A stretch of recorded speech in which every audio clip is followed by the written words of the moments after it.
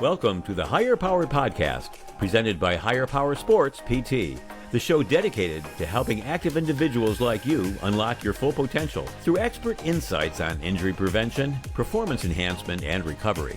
Kurt Kessler is a board-certified specialist in sports physical therapy and an athletic trainer. In each episode, he and his guests bring you the latest evidence-based strategies to help you move better, feel stronger, and stay injury-free. Let's learn together. Hey there, everybody. Welcome back to another episode of the Higher Powered Podcast. Today, we're going to dive head first into some ice baths. See what I did there? So it's time of year where our athletes are getting back into preseason. It's extremely hot out in most parts of the country. And over the last couple of years, I've had an increased request for athletes doing ice baths. And so I have had a couple coaches approach me and ask me about some of the effects, ask me, is it beneficial? Last summer, our field hockey team and boys soccer team bought several ice bath tubs that get heavily utilized during the sports preseason.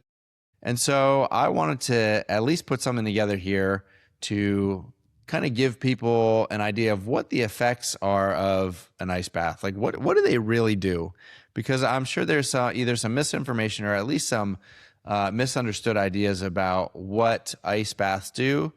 And I'm just going to dive into the evidence of what research says and what the best information we have says about ice baths. So the number one thing, or at least the first thing I'll touch on here, is recovery enhancement. And we're talking more short term here. So ice baths are like very, very effective for short-term recovery of muscle soreness, short-term recovery of perceived exhaustion or perceived fatigue, restoring muscle strength in short term. The best effects that we see with ice baths are within the first 24 to 96 hours post-exercise. So that's within the first 1 to 4 days after exercise. And then especially after eccentric or high-intensity sessions. What that means is eccentric would be like when you slowly load a muscle as it's stretching.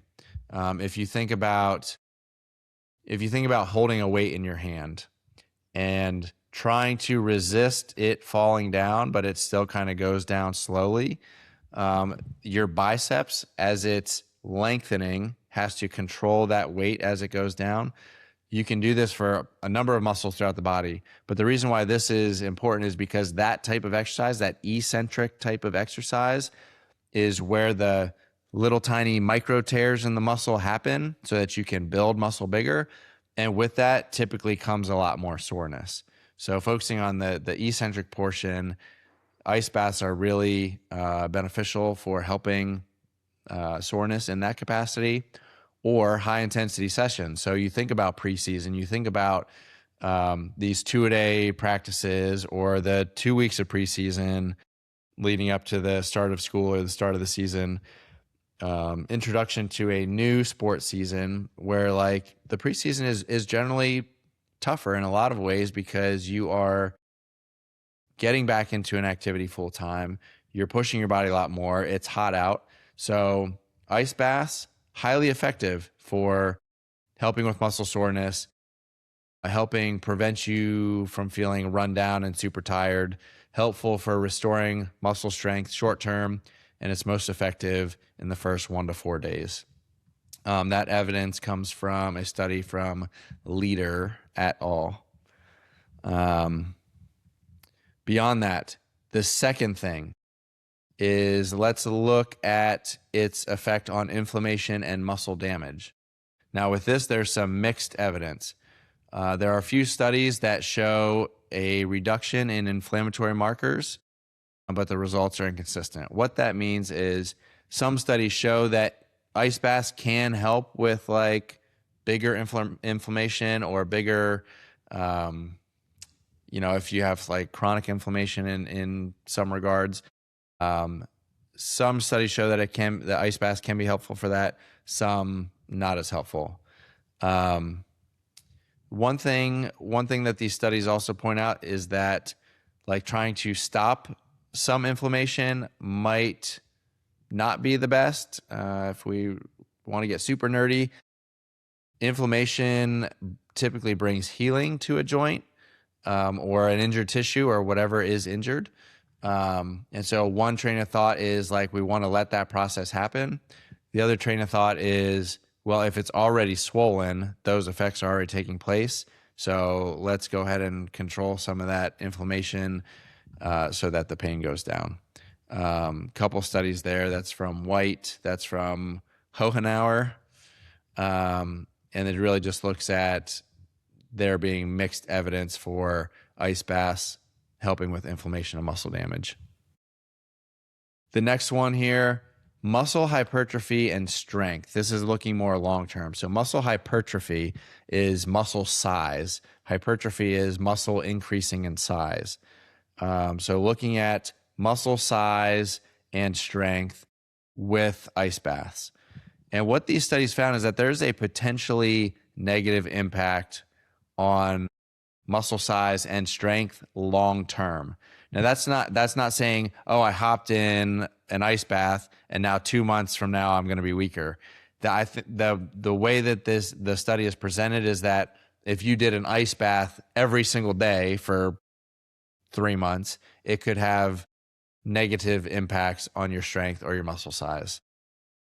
How this was set up here, or some of the things that the study showed, was that chronic post-exercise use, so meaning if you consistently jump in an ice bath after you exercise, it may slow down hypertrophy and strength gains. The reason, I guess I was getting super nerdy, but the reason for this is likely due to dampened mTOR signaling and protein synthesis. So just like the connection between the muscle and the rest of the system and its ability to utilize protein to restore those muscles or recover those muscles or help build up those muscles. If you're in an ice bath every day for long periods of time, can have those negative effects on muscle size or strength. That study comes from Roberts, another one from Fife, and Yamani.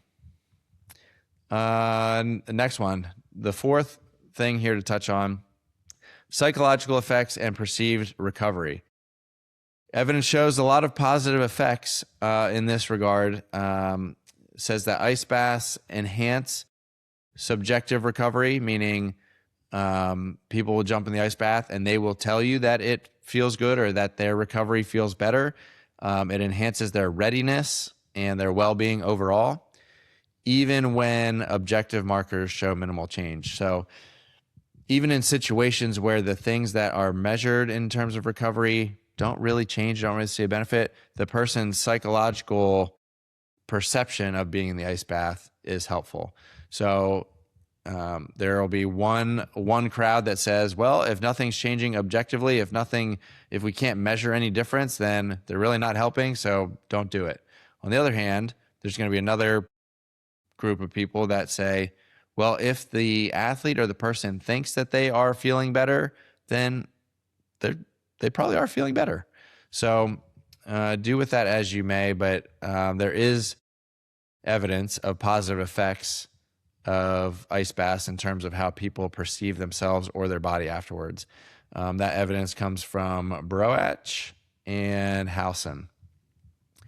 And then the last topic that I will touch on here is sleep and autonomic function, or the functions that your body does automatically without you thinking or doing anything about it. And the effects here are kind of inconclusive or not quite studied enough. There's some evidence that shows your parasympathetic system, the system that controls your sleep, performs better, but the data is pretty limited enough that, I wouldn't confidently say that there's a huge difference. And that likely the individual response and the context around that individual are really a lot more important than just the ice bath itself. That lukewarm evidence comes from Stanley and another name I can't really pronounce, Isan.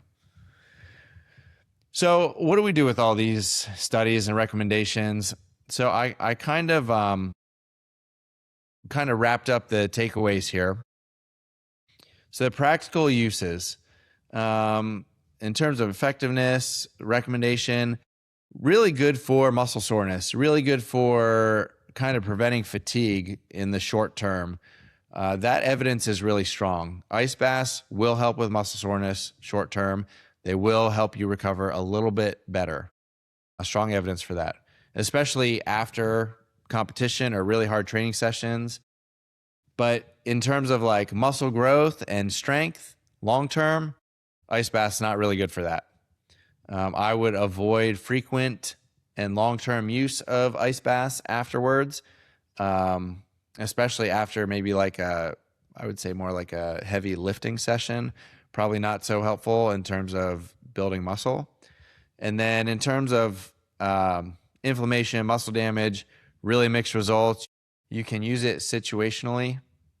Evidence for psychological recovery, really strong. It's really helpful for helping people feel ready, whether it's a placebo or not. Still helpful if the person feels like it's helpful.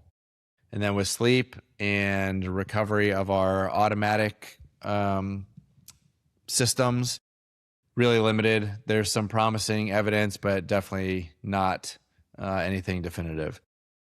Just a couple of parameters. If you are hopping in an ice bath or if someone is preparing one for you, the best practice in terms of setting up an ice bath, you want that temperature between 10 and 15 degrees Celsius, which is about 50 to 59 degrees Fahrenheit. We always like to have our ice baths monitored just to make sure that there's no ill effects of cold happening. But that recommendation, 50 to 59 degrees Fahrenheit, is pretty much the sweet spot we're looking at. You're thinking about staying in there for like 10 to 15 minutes. The timing of it, you want to do that immediately up to like 1 hour after your exercise or after your training session. Beyond that, potentially the benefits are not quite as strong. And the frequency, I would say use sparingly, especially during times or seasons where you're trying to build muscle or strength. If you're in a season where you're doing some heavy strength training blocks, probably want to avoid frequent ice baths. So that's kind of the best use, the best case for it. But in the way that we use them at the high school, definitely heavily utilized in the first week when training is pretty intense and muscles are feeling pretty sore. Really effective for that scenario. Hope that was helpful. Apply as you will. If you have any questions, feel free to reach out. Thanks for listening. You can find ways to connect or my information in the show notes, or you can find me on Instagram at Higher Power Sports PT. Thanks, and we'll see you next time.